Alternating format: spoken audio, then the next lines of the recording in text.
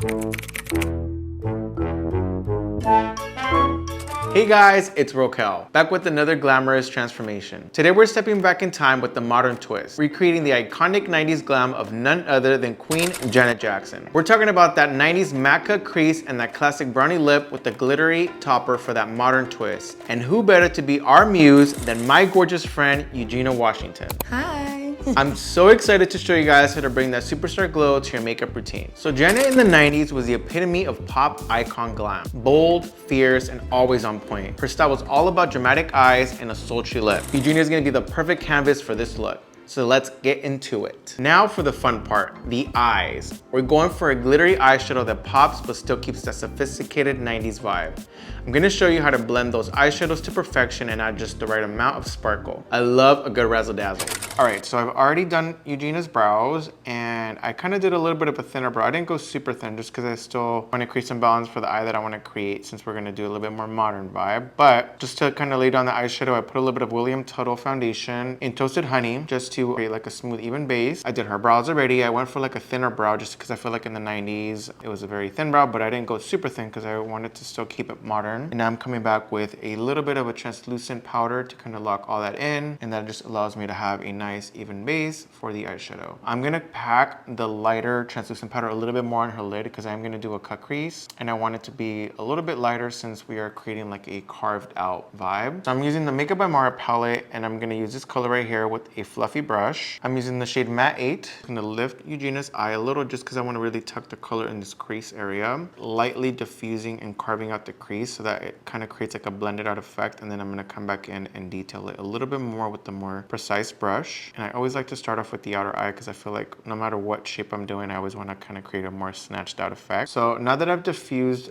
the crease a little bit, what I'm gonna do is I'm gonna come in and carve the crease a little bit more. And I picked up that number 8 shade from the Makeup by Mara palette and I'm gonna start carving Eugenia's crease from the inner part and I'm gonna work my way out. And I'm gonna stop halfway just because I don't wanna create the darkness effect in the middle. I just want it to stay more in the inner part so it rounds out the eye. Kind of detailing the outer part of the crease with the same brush. And I just picked up a little bit of a deeper shade, which is a matte 9 color, just to add a little bit more dimension on the outer part. So I'm just gonna focus that mostly on the outer part of the eye. So me and Eugenia met years ago when I first started as a makeup artist and I was living in New York. Was New York our first shoot? No, it wasn't. We met. Shame the devil, girl. We met in 2009 with Louis Aguila.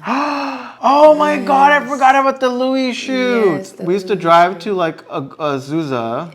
It was like Alhambra. Oh, Alhambra, there we go. Yes. And we used to do this shoot. It was like a team of photographers and we would all, it was like, sometimes it would be a few models or it'd just be me and you. Glam at his apartment and then we would go shoot like in... We shot in the woods one time. Yeah. It was like outside. Yeah, and I love Louis. I don't even know if he shoots anymore. He shoots every now and then. Have you shot with him?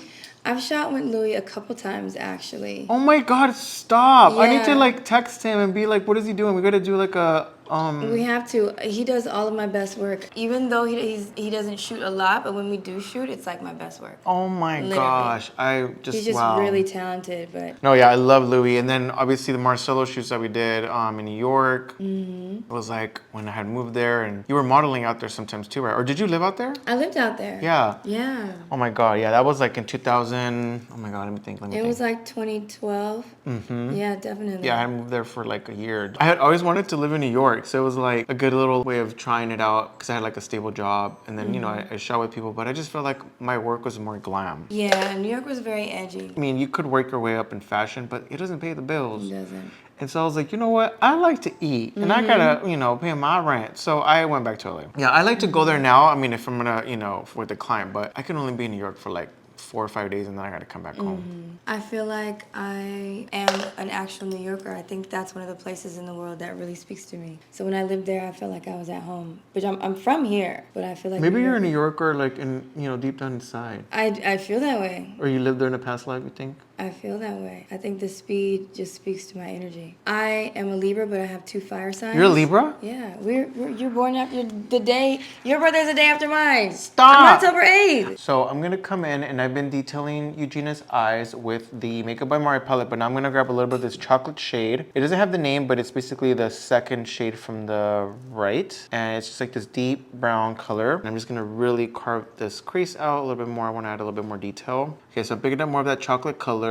and I'm just detailing the crease a little bit more. I'm gonna leave the end, as you can tell, a little open-ended, just because I want to leave some space for when I come back in with the shimmery glitter topper. I always tell people when you're gonna try to carve your own crease, I recommend you putting a mirror in front of you, but underneath. So see how I'm gonna grab this mirror? I'm gonna have Eugenia look down right directly in front of you, because what this does is it pulls the skin completely taut, and you can kind of map it out, and then you look straight ahead. So just to make sure like you're seeing exactly where you laid it down. Sometimes it's hard to do it if your eye is completely open, just because you might put it a little too low or a little too high. But by completely opening up the eye, you can see, okay, this looks good. And I recommend starting off, like if it's the first time you're cutting a crease, starting off with like a really soft brown color, so you're not doing something dark that's hard to blend. It's a little bit easier to do a soft brown. And then a Q-tip is your best friend. The trick about a cut crease is you could go, sometimes people go above, like if your eye is a little hooded, you can go above to open up your eye, or sometimes a cut crease does not have to be completely open. It can literally just follow the guideline. The beauty of this is that you can see, the cut crease looks beautiful when your eyes are closed. So especially if you're doing something sparkly, it'll give it a background. But if you have a hooded eye, you can create a more open eye by going a little bit above. So on the outer part, if you can tell, I kind of lightly went above, and that what that does is it just gives me a little bit of extra space, so when I come in with the shimmery shadow, it has a contrast for it to pop. I'm gonna use this flat angled brush, and I'm gonna pick up a little bit of a black eyeshadow. I'm just using the black eyeshadow from the Makeup by Mario palette, and what I'm gonna do is I'm gonna start lining her lash line to create like a background for the lashes. This is kind of like tight lining your lash line, so I don't go right on it, because sometimes what that does is it closes the eye shape a little bit, and since we're trying to create like this cat eye 90s vibe, eyelid. But as you can tell, like you see it like give the lashes a little bit of like a dimension. It looks like it's a little fuller. And then now what I'm gonna do is I'm gonna lightly create the most softest, like winged out. I don't wanna create like a super marked liner, but I'm just kind of pulling it a little bit, so that way when I come in with the lashes and the mascara, it has a little bit of like that almond shape going. So this is a little something that I've been working on. I'm super excited for it, and so I'm teasing it right now, but this is my little razzle dazzle moment. And I'm doing this before the skin, just because I know if there's any fallout, I'll be able to wipe it off. Packing this on the lid a little bit, like right here. Just gonna start building it up. I love this color because it has a little bit of like a rose gold, a little bit of gold, and a like champagne-y tone. Golden goddessy vibe. I'm just packing it in. And I'm not going up past the crease just because I want to make sure that I still have that dimension there. Ooh, so pretty. I'm gonna grab a little bit of the William Tuttle foundation that I used on her eyelid. I'm just gonna use that on her chest just to kind of connect the colors. I always find that whenever I'm doing someone, I like to put a little bit of the makeup that I used on the face, on the body, so everything connects with the tones, especially when you're doing like photography and video. Otherwise, like some of the undertones become a little noticeable that it's not the same. Do you like to put makeup on your chest sometimes? I do, Oh, especially if I'm going out, just so everything could be like cohesive. Yeah, if you're taking pictures and selfies and all that, you just want face to be married to the body. So I did a little bit of skin already. I did toasted honey on, did a light little coating of foundation on Eugenia's skin. And then from here, I'm gonna go and do contour. I know a lot of people like to underpaint, which I still like to underpaint, but I do it with a little bit of foundation. Now what I'm gonna do is I'm gonna lightly contour her nose, just for like a little snatched effect. This does, it kind of warms up the skin tone. It gives a little bit of dimension and like a bronzy effect. I'm just gonna use like a soft fluffy brush to kind of diffuse the line. And then I'm grabbing the shade Mogan again from the William Tuttle, and I'm just gonna start like creating a little bit of a jawline. Eugenia definitely has cheekbones. Let me tell you that. I'm jealous of her cheekbones. She got that like panther cheetah cheekbone. So I'm just coming in and I'm like recontouring a little bit more here, adding a little dimension. I just want to accentuate Eugenia's features and make them cheekbones pop, because as you can tell, they are snatched, hunty. I'm just gonna bring it down into her neck, just because as you can tell, there is warmth happening on the face, and I want to make sure that that's also happening on the body and there's no disconnection of tones. And I'm applying it mostly in the areas where you see a little bit of a shadow, which is like the décolleté, and then a little right here down the middle of the chest. And also too, it just makes everything like more snatched. It almost looks like you've just been working out and you got a little slimmer. I'm gonna grab a little bit of this RCMA cream blush, Coral Kiss. I'm just doing it just to add a little bit of like that rosiness color. Because I'm grabbing some of the Nimya blushes in the shade Pink Ranger and Picture Perfect Peach. Grabbing a little bit of both. So I'm mixing them together so that way when I apply it on the skin, they are already ready to go. And I'm just popping that right on the apple of Eugena's cheek. I'm gonna do it here. So in the reference of Janet, there's obviously like a little bit of a peach, but I'm also gonna come in with a little bit of like a red brownie blush to kind of cup that tone. I know like it's layering a lot of blushes, but because I'm kind of going literal and I'm trying to recreate this like exact vibe, this is why I want to make sure that I'm as close as possible to what it is. So I'm using the shade Berry Bliss, and I'm only gonna apply it like right where the bronzer contour color is, and I'm gonna connect it into the blush. So I'm not gonna mix them all together. It's like gonna create a little bit of like that cupping effect. And you don't have to worry about getting everything perfect. Right now I'm just laying down all the tones to kind of create the vibe, and then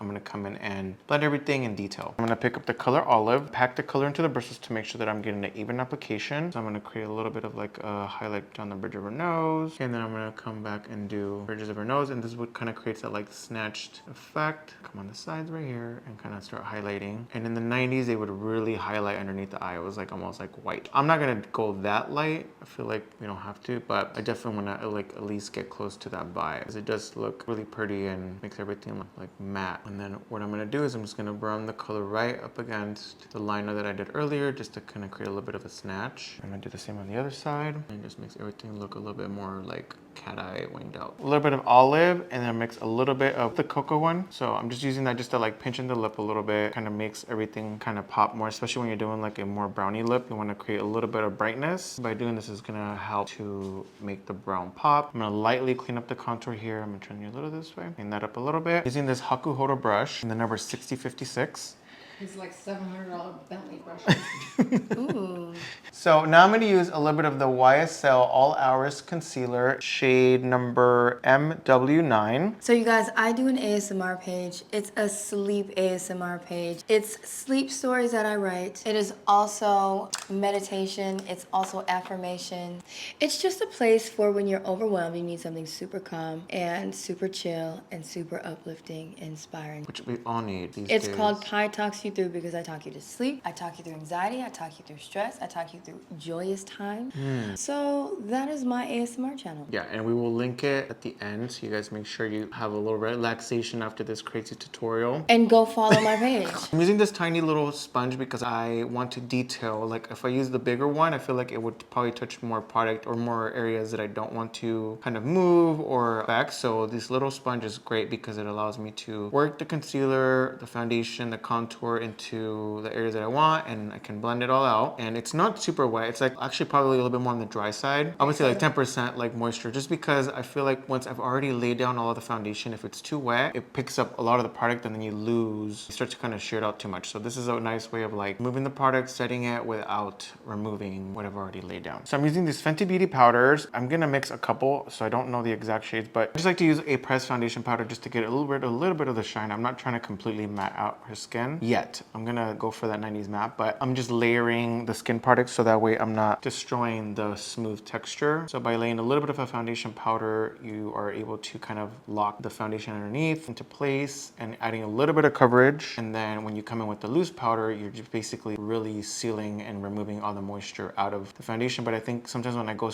with the loose powder straight into a wet foundation, it can kind of make it blotchy. So using a pressed powder kind of like creates a smooth little veil of texture. I'm curious, even though I've known you for a minute, but I'm curious, where did Pi come from? Because I know you as Eugenia, but explain to me where Pi comes from. Pi is my nickname that my grandma gave me when I was a baby. And yeah, and that's what I've been called my entire life. No one called me Eugenia, not even my teachers at school, nobody. It was always Pi. I grew up being called Pi. I knew my name was Eugenia. That was my legal name, but that just wasn't something that I used ever, ever, ever. Until I went on Top Model, and I just was like, okay, I guess I have to be legal, an adult now.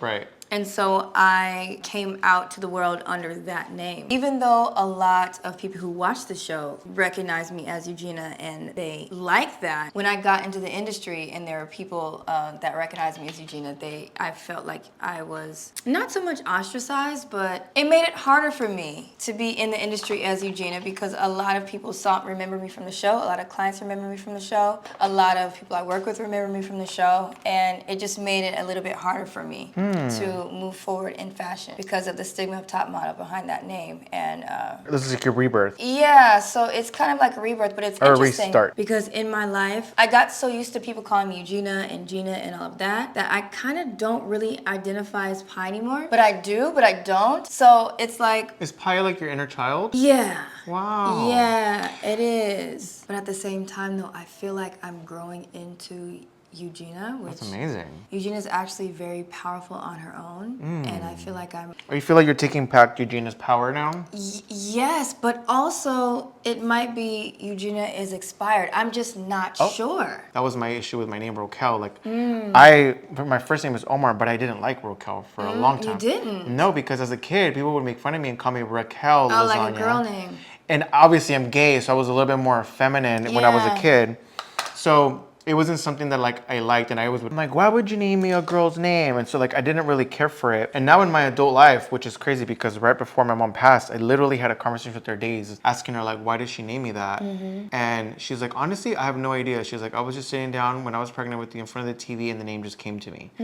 So I'm really lightly doing like a very light bake underneath Eugenia's cheekbones. And then this is kind of just trying to like mattify some of the areas that I want to be really matte and also highlight a bit. So I'm using a velvet sponge, a little bit of a yellowy translucent powder, and I'm just locking in all the formulas, the foundation, the concealer, and all that good stuff. So anyways, just to basically finish off my thought of what I was saying is that I feel like our names is something that we are given, but we kind of become Create that, the and meaning. we have to kind of fill in that Grow name. into it, yeah. I was born in South Carolina, and right after I was born, my mom drove us across country to LA because she was leaving my dad. And I was a newborn baby. I was like a month old, and it was my mom, my sister who was 2 years old, or she was 1 year old. My brother was 2 years old, and my other sister was 14, and then my grandmother. And we were kind of just escaping in the middle of the night and coming to California. And Wait, sorry, your mom was escaping your dad? yeah, like a month after I was born. Wow. She was leaving South Carolina and driving us to California. And during the drive, I broke out in hives because I was a new baby, number one, and because she was so stressed. And so I kind of took all that on and broke out in hives and stuff. And it was all over my face, all over my body, but I didn't cry or make a fuss or anything. And my grandmother's like, I know that, you know, she's itching and feeling very bad and sick, but she's not making a fuss, so she's sweet as pie. And that's kind of where it came from. Yeah. But now, as an adult, it's like, okay, well, that kind of trained me to take on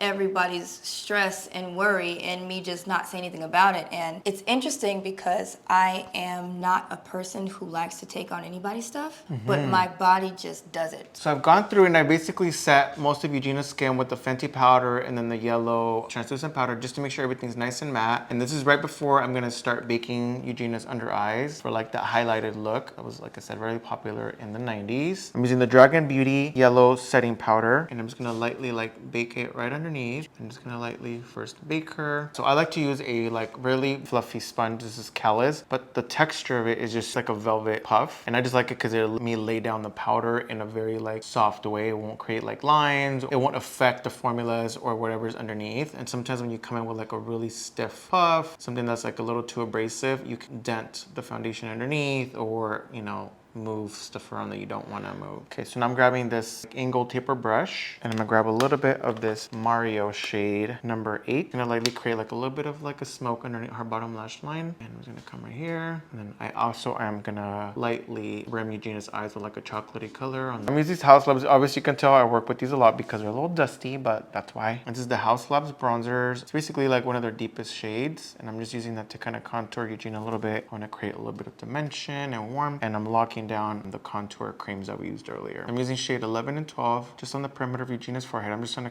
like warm her skin tone up and create like dimension and bronziness. Now what I'm gonna do is I'm gonna rim Eugenia's waterline with a little bit of a chocolatey bronzy liner. This is the Teddy eyeliner from MAC. Laying down the liner and just gonna help me create some contrast between the top and bottom lash line. So I went more chocolatey here and then on the top I did black. And I'm gonna come back right now and blend that all out and diffuse it. I'm gonna tuck it a little bit in here. I'm gonna connect it a little bit more to the inner. So now I'm just using a little bit of the Huda Beauty Easy Bake Corrector, and I'm using the shade Peach. And I'm just using it just to like highlight a little bit more under Eugenia's eyes. I'm using a peach color, the color to be complementary to that and kind of help just pop it a little bit more. Now I'm gonna do a little bit of glow, and I'm using the Carli Bybel palette, and I'm using this golden bronzy shade right here. And then I'm gonna pop it a little bit more in the tear duct area just to like open up the eye. Do a little bit of her lashes just to kind of add a little bit of like a razzle dazzly. I'm gonna use some individual lashes, and I'm doing that because I want to customize the shape that I want to create on Eugenia. So I'm gonna start with the shortest and go to longest. I'm just using only mediums right now to build out the outer part of Eugenia's eye. I want to create more of like a cat eye feel, and so I'm just placing mediums along the outer part of her eye, snatched out effect. And then I'm just gonna use one short, place it right in the middle of her eye. So Janet had a little bit of like a white eyeliner on the outer part right here. So I'm just gonna add a little flick to kind of connect it with that. So I'm gonna use the Jeffree Star Liquid Star Shadow in the shade Star Wedding. And I'm just gonna pick up the color with a really flat brush. I'm just gonna get the product in there as flat as possible on the bristles. And I'm just gonna have her open up her eyes because I wanna start the color right from where her outer part of her waterline is. Flick it out. I'm gonna grab a little bit of black. I'm gonna detail that a little bit. I'm gonna come right in here and kind of create like a little bit of a black eyeshadow wing. And then I'm gonna come right underneath that white, tighten it a little, make it a little less wide. So now what I'm gonna do is I'm gonna start lining her lip, and I'm using a chocolatey brown lip liner, like really popular in the 90s. And this is in the shade Realign from my lip collection. I'm gonna go a little bit above, so I like to create a bigger pout. And since we're gonna ombre the lip a little bit, I feel like I wanna make sure I have a nice amount of real estate to work with. And because I am gonna ombre, not that I've defined the lip line, I'm just gonna draw a couple little lines here. And it's gonna give me like a little bit of an ombre gradient. Apply a little bit of this right in the middle. Start creating like a nudie moment. I'm gonna focus it right in the middle only. And because I wanna add a little bit of like a peachy moment, I'm gonna do right in the middle as well. Kind of creating like a peachy gradient. What I'm gonna do is I'm gonna grab a soft brush just to like ombre everything out. You could use your fingers too, actually. I'm just gonna use my fingers because I feel like they'll be more user friendly. I'm like, is it Janet? Is it Eugenia? Is it Naomi? Is it Pie? It's Pie. Yeah. Okay, I'm gonna grab a little bit more. I'm just gonna pack it right in the middle. A little bit more right here. Yeah, it's for the 90s lip, mostly on the outer parts and the V, kind of ombre it back in. So I'm gonna grab the outer part of the brush to lightly clean it up and just pick up like a little bit of blush. And then in the picture of Janet, she has like a little bit of like a peachy color in the middle. So I'm just gonna pop that right in the middle. It's more of like a neutrally. It almost makes it a little bit more matte, just because my lipsticks are more on the creamy side. You wanna just make it a little bit matte and kind of take it a little bit closer to that vibe. And there it is, a modern take on Janet Jackson's 90s glam. A huge shout out to Eugenia for being an amazing canvas. You're welcome. Remember, beauty is all about feeling yourself and having fun. If you love this look, make sure to subscribe, hit that like button, and drop your thoughts in the comments. I love you guys, and until next time.